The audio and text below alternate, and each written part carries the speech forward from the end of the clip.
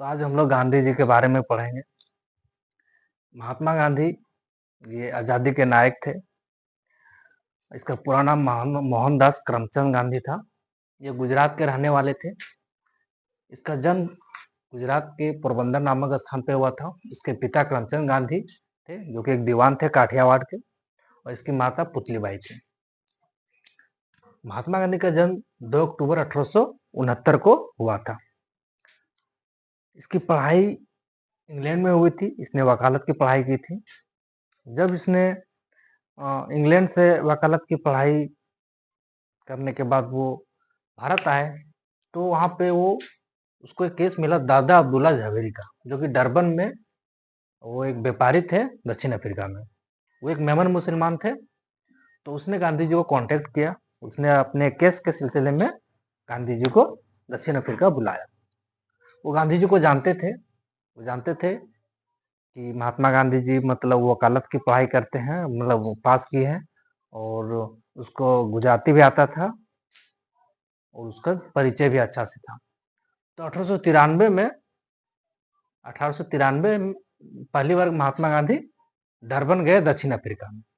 इसी केस के सिलसिले में, दादा अब्दुल्ला झावेरी केस के सिलसिले में, उसे एक ट्रेन से सफर करना पड़ा था, जिसके सफर के दौरान उसको एक गोरा टीटी था, जो कि उसको ट्रेन से उतार दिया, क्योंकि वो फर्स्ट क्लास डिब्बा में बैठा हुआ था। और वो गांधी जी एक काले व्यक्ति थे, एक गोरे नहीं थे, तो उसको इसलिए उतार दिया गया। गांधी जी को प्लेटफॉर्म पे ही रात भर रहना पड़ा। बाद में फिर वो वहां पे जब देखे माहौल, तो उसको लगा कि यहाँ पे भेदभाव हो रहा है, यहाँ पे भारतीयों के साथ भेदभाव हो रहा है रंग के आधार पे, है ना। तो वहां पे जो मजदूर थे, उन लोग को वोट देने का अधिकार नहीं था। सार्वजनिक फुटपाथ का उन लोग प्रयोग नहीं कर सकता था।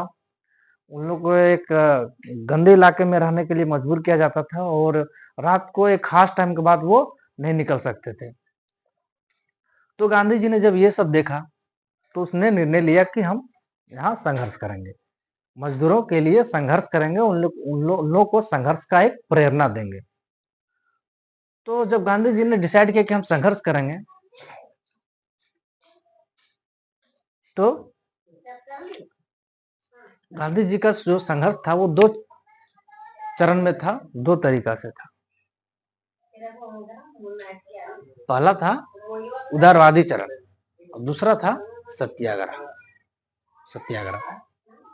इस उदारवादी चरण में गांधी जी ने क्या किया? प्रार्थना पत्र या एक ज्ञापन सौंपा, याचिकाएं सौंपा, जो दक्षिण अफ्रीका की गोरी सरकार है उसको और ब्रिटेन को। तो इस उदारवादी चरण में प्रार्थना पत्र इस उदारवादी चरण में प्रार्थना पत्र का काम किया। इसके बाद जो सेकंड चरण था, वो सत्याग्रह काम किया। सत्याग्रह तरीके से वो संघर्ष किया। इसके लिए सबसे पहले गांधी जी ने क्या किया? डरबन में वहां पे भारतीयों को इकट्ठा किया। इकट्ठा करने के बाद उसने भारतीय नेशनल कांग्रेस का स्थापना किया। साथ ही साथ इंडियन ओपिनियन पत्र का प्रकाशन किया। गांधी जी 1896 में वो भारत आ गए, लेकिन भारतीय नेशनल कांग्रेस के कहने पे वो उसी साल फिर दक्षिण अफ्रीका आ गए। जब दूसरी बार गांधी जी दक्षिण अफ्रीका आ रहे थे, तो उसका जहाज को डरबन में के किनारे आने नहीं दिया जा रहा था। बहुत सारे गोरे लोग इकट्ठा हुए और 21 दिन तक उसका जहाज उधर ही रुका था। 21 दिन के बाद फिर वो जहाज उसका किनारे पे आया, जहाँ पे जो दक्षिण अफ्रीका के गोरे लोग हैं, उस गांधी जी की बहुत मार पिटाई की। बाद में उसका एक दोस्त था और रुस्तम जी, उसने उसको वहां से फिर बचाव किया। तो पहला जो चरण था उदारवादी चरण, इसमें उसने गांधी जी ने क्या किया? आने के बाद उसने क्या किया? पहले दक्षिण अफ्रीका की सरकार, ब्रिटेन सरकार को याचिका सौंपने लगा, रिक्वेस्ट किया कि यहाँ पे जो भेदभाव हो रहा है उसको खत्म किया जाए। ब्रिटेन को ये रिक्वेस्ट किया कि जो यहाँ पे भारतीय लोग हैं, वो ब्रिटेन के ही नागरिक हैं, क्योंकि भारत ब्रिटेन का उपनिवेश है, और यहाँ के लोगों के साथ भेदभाव हो रहा है, तो ब्रिटिश नागरिक के साथ भेदभाव हो रहा है। लेकिन कुछ खास असर नहीं पड़ा उदारवादी चरण का। इसीलिए क्या हुआ? उसने सत्याग्रह किया। सत्याग्रह मतलब अहिंसात्मक